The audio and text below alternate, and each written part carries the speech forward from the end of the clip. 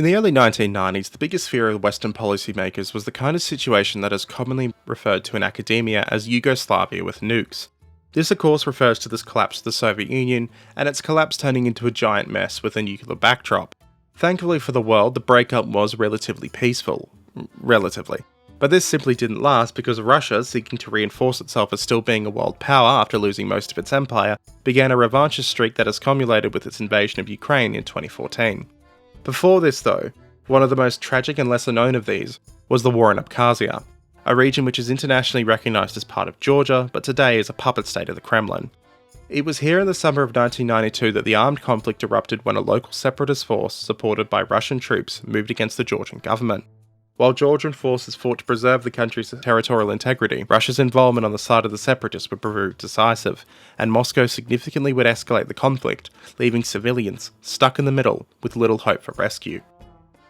Welcome back to 5-ish Minute History, the weekly series where patrons choose the topic. This time we're covering Ukrainian peacekeepers in Georgia, courtesy of John I can't say the rest of his name this early into the video, but it ends in "uck." As in every war, civilians always pay the highest price. Shelling, looting, and widespread violence against non-combatants quickly became a daily occurrence and reality in villages and towns across Abkhazia. Homes were destroyed, families torn apart, and fear replaced any sense of normal life.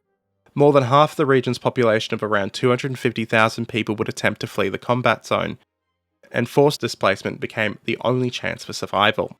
Sounds familiar, right?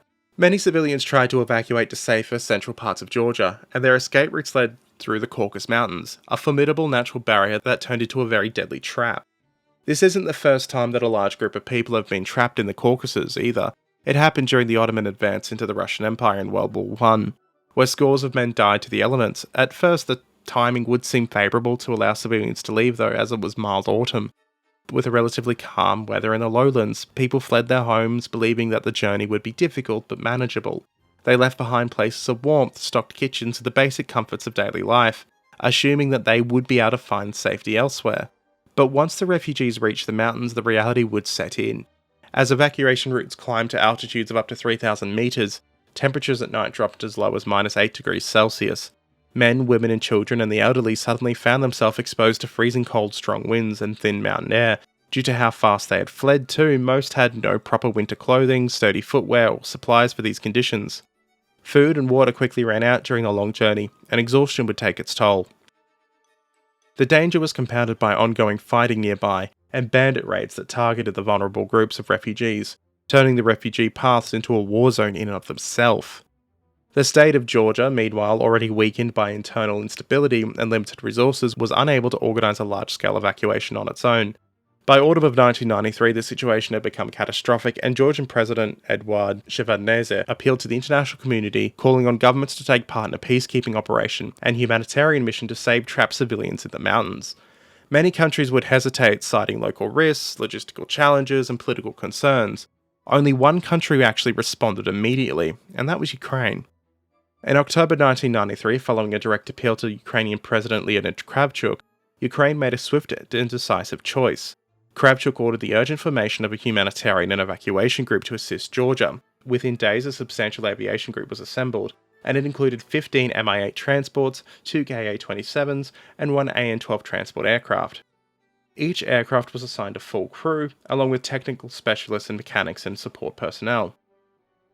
It took in total just 3 days for them to get ready, and for Ukrainian peacekeepers to deploy on Georgian soil. Later representatives of the United Nations would recall that organising similar operations through international structures would have taken several months, with no guarantee of sufficient volunteers. Ukraine, acting completely independently and decisively though, began work immediately. The Ukrainian pilots were given 2 main tasks: evacuate civilians from the mountains and deliver humanitarian aid for those who could not yet be rescued. The scale of the challenge was immense. Each Mi-8 helicopter was designed to carry 24 passengers, but pilots frequently took as many as 40 people per flight, driven by the urgency of saving as many lives as possible. On outbound flights, the helicopters carried food, warm clothing and medical supplies, which were distributed to refugees still awaiting evacuation. The rescue missions were extraordinarily dangerous. Pilots had to fly in unpredictable mountain weather, navigating narrow valleys, sudden fog and strong winds at high altitudes. Landing was often the most perilous part. There were often no prepared landing zones in the mountains, so crews touched down wherever they could, on uneven ground, in mud, in small clearings, among trees. and every landing was effectively a roll of the dice whether or not you were actually going to be able to get out of the chopper and survive. Even more frightening was the fact these missions took place in active combat zones. Ukrainian helicopters in this case were clearly marked with peacekeeping symbols. They carried no weapons, yet despite this they came under fire multiple times. Several helicopters were hit by gunfire, yet somehow nobody actually died, either passenger or crew. Over the course of a single week, Ukrainian pilots completed 291 flights, and during this short, intense period, they evacuated 7,634 civilians, transporting them across areas controlled by Georgian forces, where safety and basic care were available. In addition, they delivered 487 tons of humanitarian aid, including warm clothing, food and medicine, supplies that meant the difference between life and death for the people stranded in the mountains. Assistance did not stop there, though. 3 Ukrainian Il-76 transport aircraft also carried 50 tons of humanitarian cargo from Cologne to Tbilisi. This aid was then distributed among refugee camps and emergency centres across Georgia, further easing the humanitarian crisis.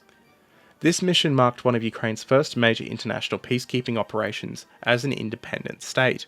In the years that followed, Ukraine would participate in numerous peacekeeping missions around the world, building a reputation as a contributor to humanitarian efforts and international security. History, however, would repeat itself. See, in 2008, Georgia faced another Russian military invasion, this time losing control over South Ossetia. Today, both South Ossetia and Abkhazia are recognised as independent entities by nobody except for Russia. It is the same process that Russia always follows. Destabilise a region, be it Transnistria, Donetsk, Luhansk, Abkhazia, South Ossetia, and if the rebels aren't doing strong enough, dress up as rebels yourself, claim to save a minority, and move in to be the big hero. Despite the death of the USSR, the Russian government has never let its dream of empire die.